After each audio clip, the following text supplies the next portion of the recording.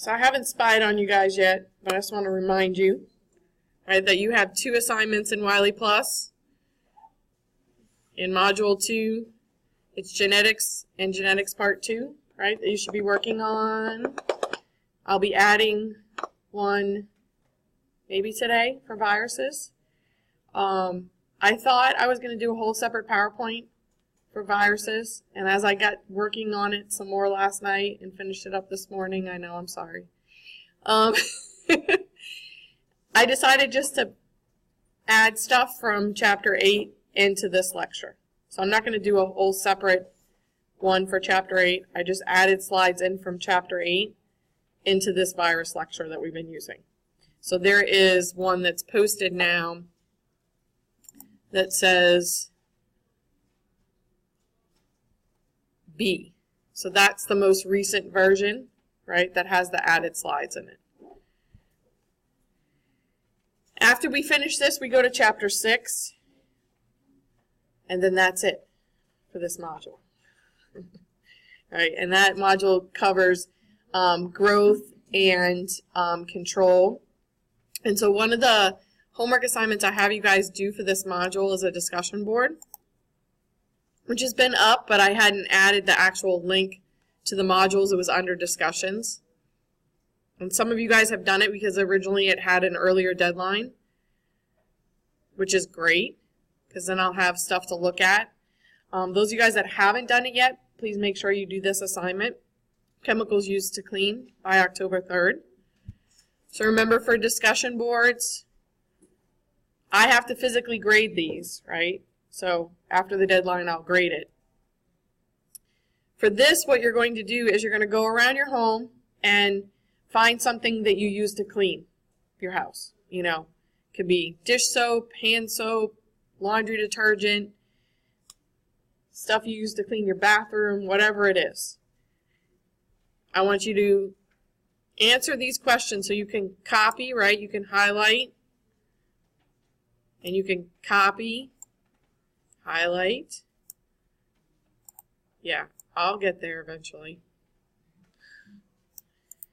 Makes it easy, right? You just hit copy, and then in the reply, right, you paste it in, and then you fill in your answers, right?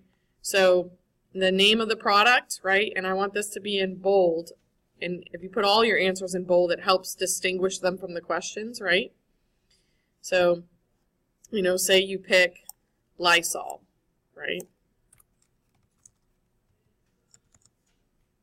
So then you just highlight it and put it bold. Don't write everything in all caps, right? That's shouting. Don't do that. If you did that, go back and fix it, okay? And then, so the first one is, what do you use this product to clean, right? So in my case, just about everything in my house, but I'll give you some examples, right? So the toilet, right? If I could spell toilet. I'm having a dyslexic moment, right? Why did you choose this product for cleaning?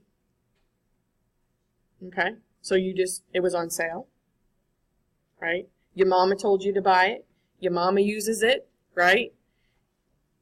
It can be reasons like that. I'm literally looking for, why did you choose this? Okay? And an acceptable answer is, this is what my mom always used to clean, so that's what I used to clean. Right? You may change what you're doing after doing this assignment, but, okay? That can be a reason. Or it was on sale, right? I like the smell of it. I get that a lot too, right? That's fine. Those are all acceptable answers, right? As long as you write something. Any active ingredients, and this is, if none are listed, write none, right? So you're looking on that label where it says active ingredient. If it doesn't say active ingredient or does not list any active ingredients, you write here what? None. Right? And you put it in bold. Then I want you to read the entire label on the item. How many of you guys have actually done that for stuff that you clean with at home? Yeah, 2 people, 3 people. Before or after doing this assignment? Before. Good for you. Okay. All right. So, and then after reading it, I want you to tell me basically one thing you didn't know before reading the label or something you found interesting on that label. Okay? So again, you have to write something that lets me know you read the label. Make sense? Okay. The next part is how it relates to this class, is that disinfectants are categorized based on what they do to microorganisms. Honestly, y'all, nobody should be writing they think what they're using at home is a sterillian.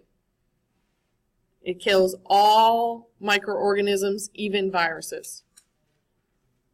If you have this at home, one, I want to know how the heck you would manage to buy it, because you can't buy that stuff in normal grocery stores, right?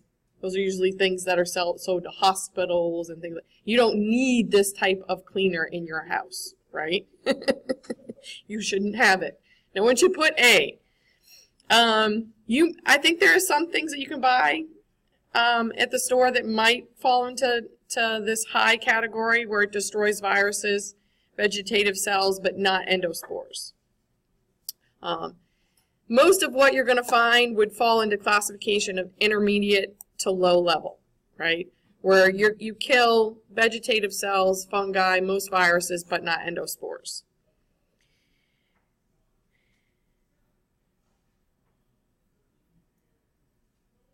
So notice again, the difference here is high level, you're destroying all viruses and vegetative cells. Where here, right, you're killing most viruses or you're deactivating most viruses. Not all. See, it's a real fine distinction here.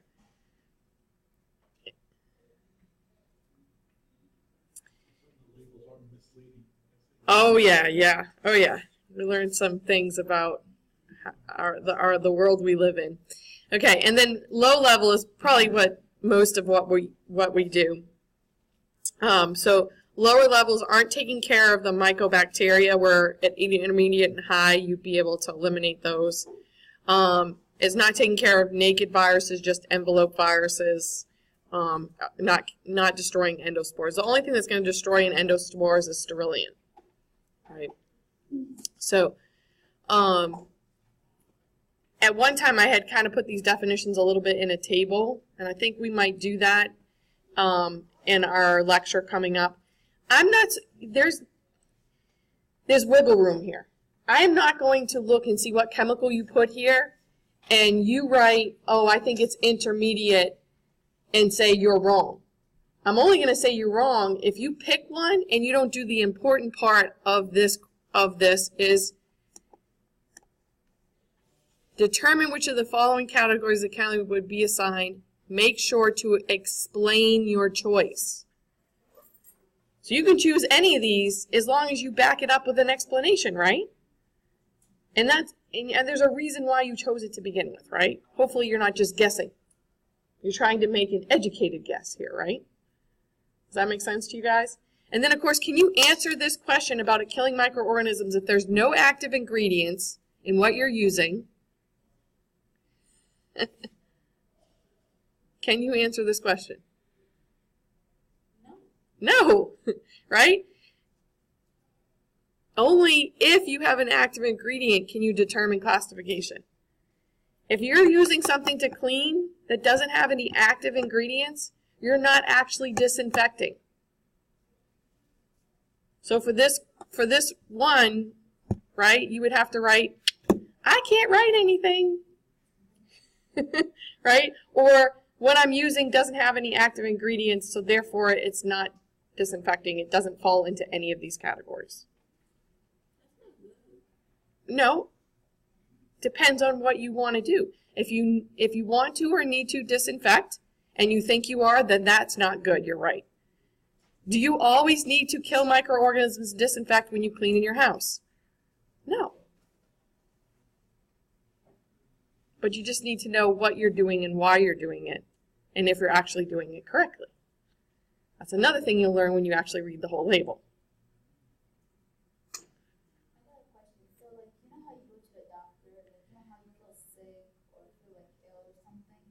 But when you go to the office for all that, is there a chemical they use?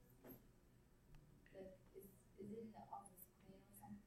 Oh, a doctor's office? No, a doctor's office is probably the dirtiest place sometimes on this earth. Like, for instance, if you go to a pediatrician's office and some little kid has pink eye, by the way, little kids touch everything in that office. And if the parents, right, don't make sure they don't touch everything, and that pediatrician doesn't make sure they quarantine and clean that room before they put another patient in it, hell no, because then your kid goes in, and if you don't watch them, they touch everything, and they get something like pink eye from the person that was in the room before them. That's why you go to really good doctors like mine, where like if you diagnose a kid with pink eye, they shut down that room and disinfect it from top to bottom before they put another patient in that room. Right? So it could be a clean room or it could not be a clean room. Depends on who was in there before you and what they did or did not do and what people did after that person left. Do those little sheet protectors actually protect you?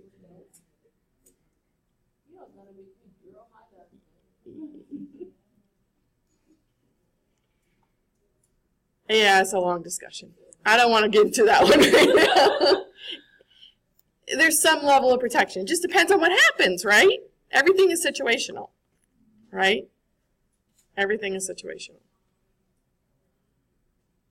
So, something to think about, yes. My gynecologist, before his hands ever touch my body, he washes them right in front of me. Right? Puts a pair of gloves on. If my doctor didn't do that, I'd be hopping off the table and walking out the door. Right? A nurse that walks in with gloves already on, how do you know if she just put those on or she touched some other patient with them? You don't know. Right? These are things to think about and consider. All right. So make sure you answer all parts, and then as we do and did with the other and every discussion board you do for me, you always have to reply to 2 other classmates. For this one too, it's really important that you actually write something so that we know that you read what the person wrote, but you could also ask them a question, which is the other thing I want you guys to do, is that keep in mind if somebody asks you a question, you need to answer it, right? So if you've already done this discussion board, you might want to check and see if anybody has replied to your posts and see if you need to do any responses. Okay? Any questions as it relates to this? It's pretty simple. You'll learn a lot. We'll talk about it again. Talk about what you learned.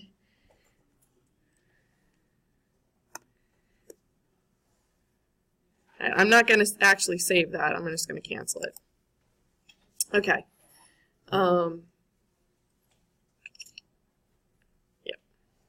So some people, yep, I've already done a great job. Look at that. Love it. If you need to edit your post, right, there's that little wheelie thing. You click on it, and you click Edit. And you can make any changes you may need to, like if you forgot to bold something. Okay. So let's go to today's lecture. So we're on viruses, which is mainly covered in Chapter 5. But as I said last time, and as it said in the PowerPoint, it goes into a little bit more detail on some of these steps in Chapter 8. As you guys have experienced already, especially with genetics, right, I'm not going to expect you guys to know every nitpicky little detail of these things. I want you to have a general understanding of these processes, right? Not, every little detail. Okay? But for some people, reading those details in your book helps you understand the overall picture. Other people reading that, you're like, oh my God, this is way too much information. So what's the good news about Chapter 8? Animations again, which are really good moving picture summaries of the stuff that you need to know, right? So those are another good reference that are found in Chapter 8 as it relates to the material that we're covering on viruses. So last time, we just started to talk about the replication cycle, or sometimes referred to as the life cycle, right? But this can be confusing, right? Because most scientists don't consider viruses to be living entities, right? But they do replicate. They do copy themselves. using the host cell's machinery. So as I said, most of the details are in Chapter 8 as it refers to each one of these steps. But they kind of summarize it in this chapter. So the very first step is the actual attachment of the virus to the host cell. So actually sticking and adhering to it.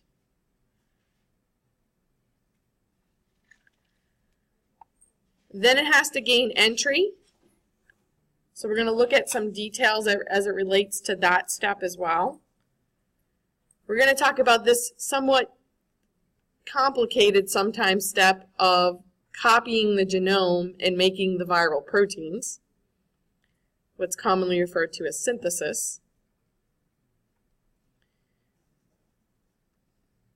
The assembly of the genome with the proteins, and then actually exiting the cell.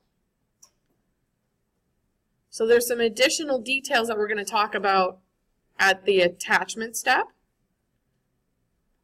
How different viruses enter different host cells.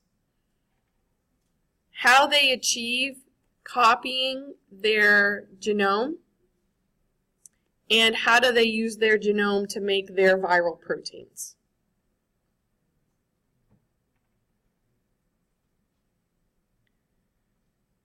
Assembly is pretty simple.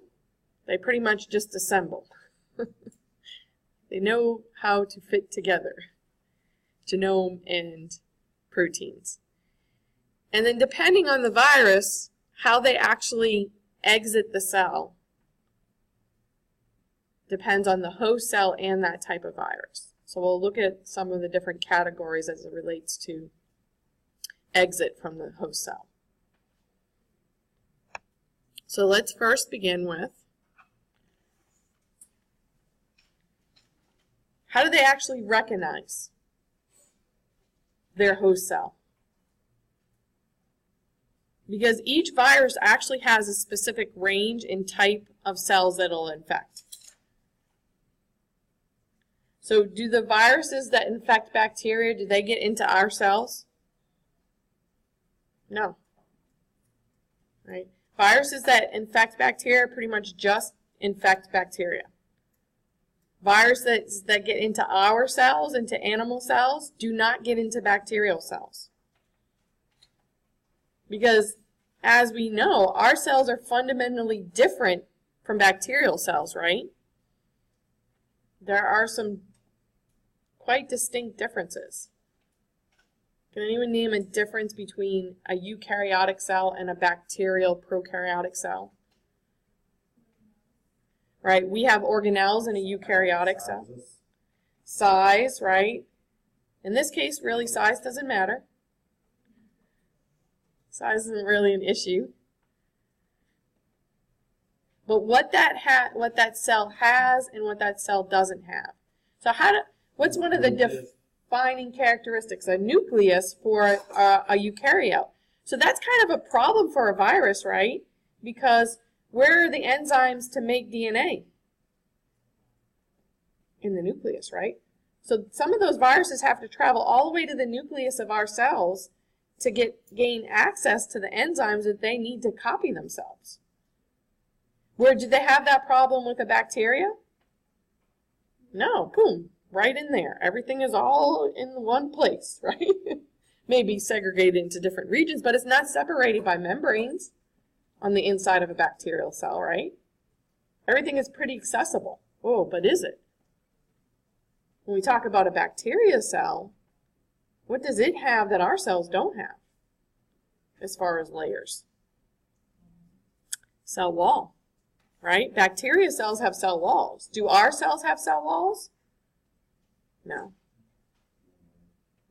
Membranes, right? Some bacteria have two membranes, right? Which one has two membranes?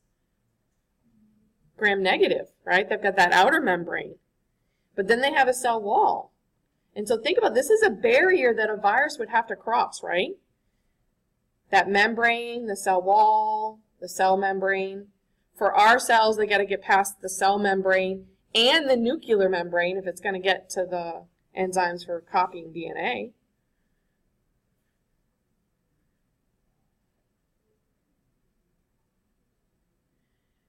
So that initial recognition is cell-specific because that virus has to be able to combat those layers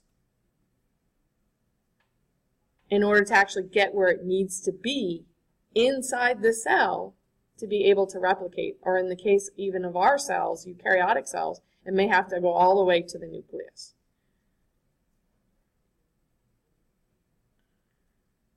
So how does it know, okay, this is a cell that I can handle?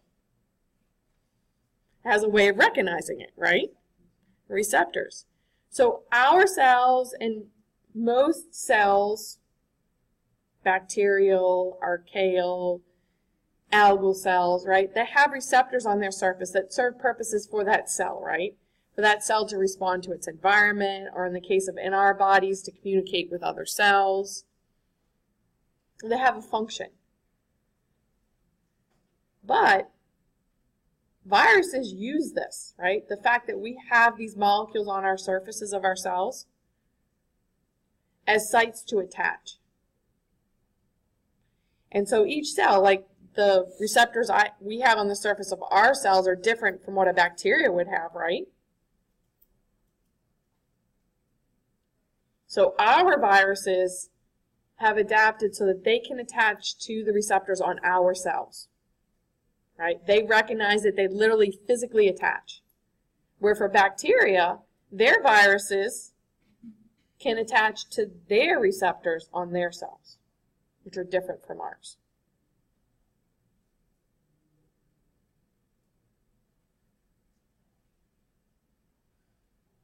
So this initial step that needs to happen to be able to attach to the cell, and the fact that cells in general are different, right? Eukaryotes are different from prokaryotes, and even within eukaryotes, animal cells are different from plant cells because plant cells have what layer? What layer do they have that we don't have? They have a cell wall. So those receptors specific to the different cell types are why certain viruses only infect certain cells. Right? There's that linkage. They have to be able to recognize and attach to each other.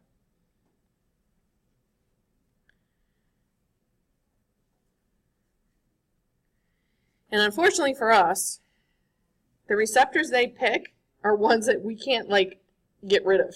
We're using them, right? The reason why we have those receptors is we're using them. And so they're taking advantage of something that we use to get into us. So we can't very easily, change our receptors so that they can't bind to it. Because then that would impede our ability to do what that receptor was intended to do. Unless it doesn't change that much. So I mentioned this example last time, right? Kind of teased the answer out of a few of you guys. The HIV virus, which falls into a group that we'll refer to as retroviruses, infects a specific set of immune cells, your helper T cells. And the reason for that is they have this receptor on their surface known as CD4. That is the specific receptor that this virus attaches to. That's its attachment receptor. So you'll see some other examples they have here. Right? So this receptor is an adhesion, a cell adhesion receptor on our cells, and particular viruses attach to that particular receptor. One of the other ones I find really interesting is the Epstein-Barr virus. Does anybody know what infection this causes? Most of the time people get it when they're in high school because they start kissing one another. The Epstein-Barr virus. It causes what's called mononucleosis. And it's because it infects the B cells, right? Because the receptor that they attach to is found on our B cells, which again are immune cells. They're mononuclear, meaning they have a single nucleus, where some of our other white blood cells, they have a single nucleus, but it kind of morphs, as we'll see later. And so it has a different conformation to it. It actually activates these cells to proliferate, where normally our immune system would do that, but this virus does that. So you end up with a whole bunch of B cells, more than what you need. And so you're, wasting energy making something you don't need to make. Yeah, it's one of the reasons why you're sick. It's diverting your immune system in a different way in which it's not effective, and it's taking resources, so that puts you at a disadvantage too, because then you're busy doing one thing and bad guys sneak in, right? While you're busy over here, you're like, I didn't realize, It's like what happened to me this morning. You know what they say, a watch pot never boils, right? A non-watch pot doesn't boil either when you don't realize that your hot plate just fizzled out and is no longer working. I was like, why isn't my stuff boiling? It's like, because the hot plate is on, but it is not hot. The heating element burnt out. I was like, great. But, that's, we like to think we're good at multitasking, right? It's a lie. You really can only do one thing at a time, effectively. When you try to do more than one thing at a time, you don't do each thing as effectively as you would if you do a single thing at a time. And your immune system's the same way. So if it's busy with something else, chances are it can't deal effectively with another situation. And again, it's wasting your resources. It's making you make B cells when you don't need to make B cells. Which is not good. So some of the viruses, like these two, HIV specifically and Epstein-Barr, which causes the infection we know as mononucleosis, are really targeting specific cells. And again, the reason for this, why it doesn't infect all of our cells, is because it binds to these specific receptors that are only found on these cell types. That's the important take-home message here. So there's a couple of examples for you to kind of have concrete examples of, right? Because for some of us, that helps us understand. But by no means am I going to expect you guys to memorize this table and ask you specific ones, right? So in general, it's all about attaching to that receptor on that host cell. So for bacterial phages, remember these guys look like the little spaceships. Oh, I forgot my models from the lab. Did anybody actually print out that model and make it? You did? Well, I need to cut it. You need to cut it. Oh, okay. Yeah, once you cut it up and fold it up, it's really cool. It's really cool. All right, I'm going to note to self. I'm going to try and remember to bring them next week. But if you're in lab, you see the poster and you see the models hanging from the poster. Take a moment and actually look at it and see what it looks like three-dimensionally, right? Because you really can't get an appreciation for it in the picture. But so these guys look like the little spaceships, but notice these tail fibers, right? These proteins that look like little, landing thingies. They're actually interacting with receptors on the bacterial cell they're going to infect. And they won't be able to get into a bacterial cell unless this very first step happens, that it actually attaches and recognizes. So some viruses, remember, have an envelope. But within that envelope, they have proteins. And so those proteins, again, are going to be what binds to the receptors on the host cell. So in the case of like the influenza virus, right, it's binding to specific receptors on specific cells, most of the time ones associated with our respiratory tract, right? And that's why you have respiratory issues when you have influenza, because those cells are being invaded and attacked by the virus. How does the virus specifically attach to them? He has proteins on his surface that specifically attach to the receptors of the cells in that area of our bodies, in our respiratory tract. Other viruses don't have that envelope layer, right? We sometimes refer to those as non-enveloped or naked viruses. Some of those, and the very common shape is that isohedral shape, they'll have additional proteins sticking out that allow them, again, to attach to receptors on our cells. Others, proteins that make up the protein coat, that capsid coat, they directly interact with receptors on the cells. So an example they give you there is the poliovirus. And again, that virus doesn't affect all cells, right? Only certain cell types that, again, have the receptor that they can bind to. So very first step, right? They got to be able to recognize and attach to the receptor found on a host cell. That receptor's not there so the virus can bind, right? That cell is using it for something important. The virus is just taking advantage of the fact that it's there. So it can be a really specific interaction. And I wanted to, but I didn't get around to it last night. I wanted to actually find an article or a reference, because for HIV, there's a tribe in Africa, and their receptors, their CD4 receptors on their helper T cells, is different than most other people's. Like, they've experienced a mutation, right? But their CD4, their helper T cells still function, right? The change wasn't so much that that receptor doesn't work. It still works. The good news for them, though, is that it's changed enough that the HIV virus does not recognize and attach to it. Exactly. So they're immune to HIV.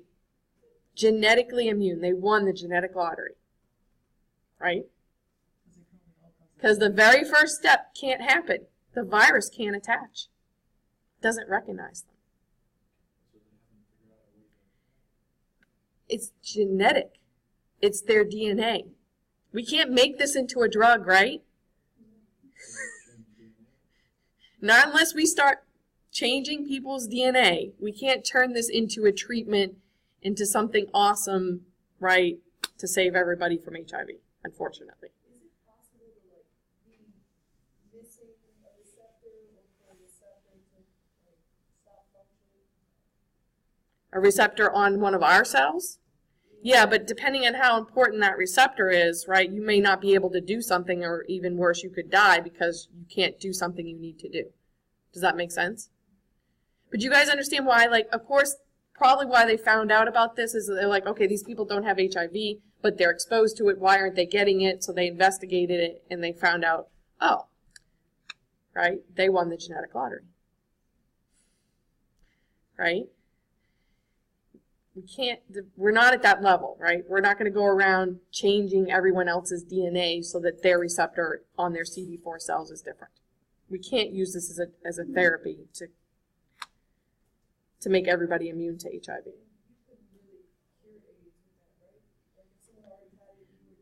Yeah, it's complicated, yeah. But yeah, you're not going to, yeah. Do you guys understand fundamentally why they're lucky? Huh? It's not depressing.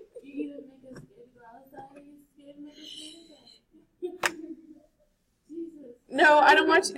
Okay, this happens all the time. I don't want you guys to be afraid.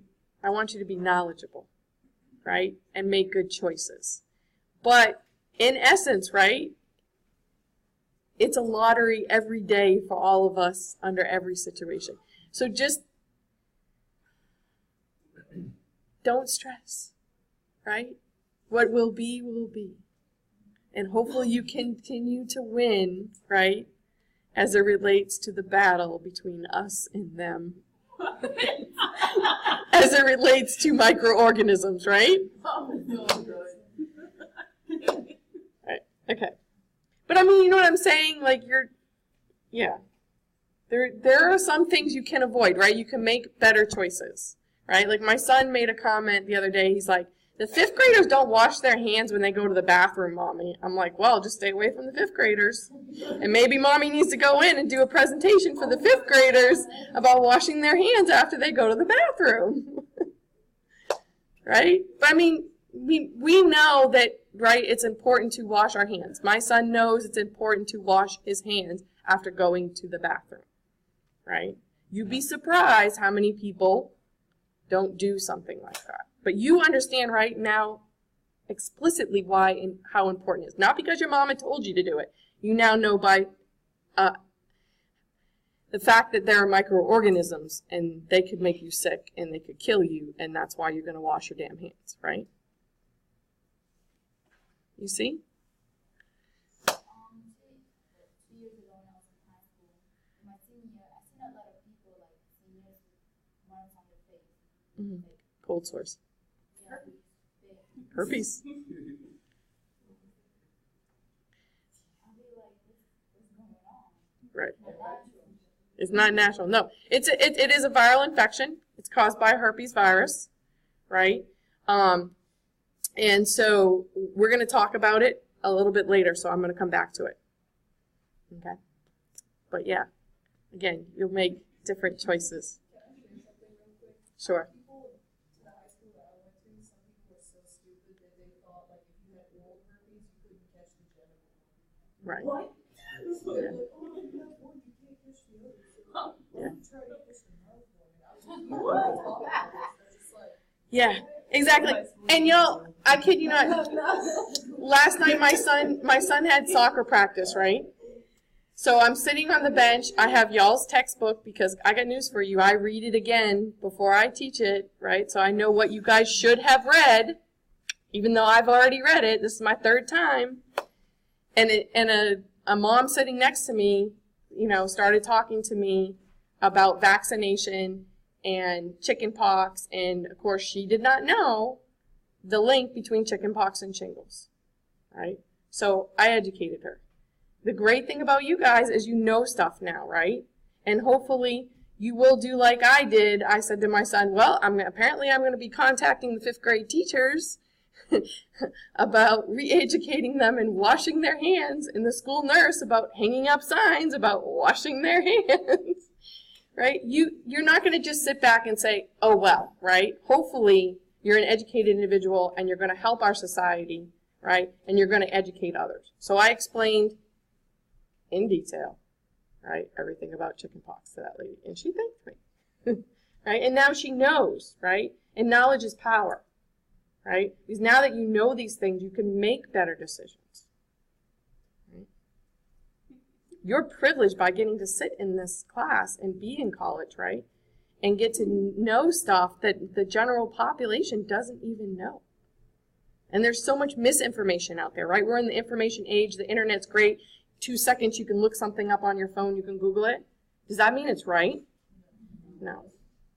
Right? And how do you distinguish between what's good and what's bad? Yeah. Consider source, right? And look at multiple sources. Probably the most important thing I ever learned in my entire educational career was consider the source, right? Make sure it's a reputable source, and don't just rely on a single source, right? We all learned this very early on, I would hope, right? But do we actually employ it in our everyday lives, right? One of my friends was like, oh, look and see who follows so-and-so in the election on their Facebook or Twitter pages. I follow a particular person on Twitter. That does not mean I'm a follower of that particular person. It means I want to hear directly from that person what they're saying. I want the source. I don't want to hear it from somebody else. I want to know exactly what he's saying, when he's saying it. Right? I'm taking an educational, knowledgeable approach to my choice in the upcoming election. Right? Right from the horse's mouth. Or, Twitter page. Nowadays. Does that make sense to you guys? Probably the most valuable thing I could ever say to you. See if you actually do it. So here, this is similar to the HIV thing. But I think, if I could put the HIV one together like this, it'd be more meaningful for you. I mean, this is mice, right? So what? So this strain of mice, right, versus this strain of mice, one of them is immune. Why? Because the receptor that the virus binds to is different, right? It's mutated, it's different. Notice it doesn't closely interact with the protein on the virus, so therefore it can't do the very first thing it needs to do, which is attach, right? Where over here for this strain of mice, right, they're different, they're genetically different. The receptor is such that the protein can attach and they get infected by this virus.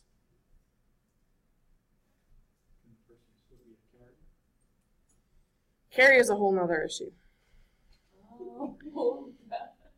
Carrier means that you have the infection, but you don't actively show signs of it. You're not symptomatic. So you can pass it on to others, yes. That's the problem. That's why we say carrier, right? So you don't realize, right, that you have this infection and you're walking around giving it to everyone else.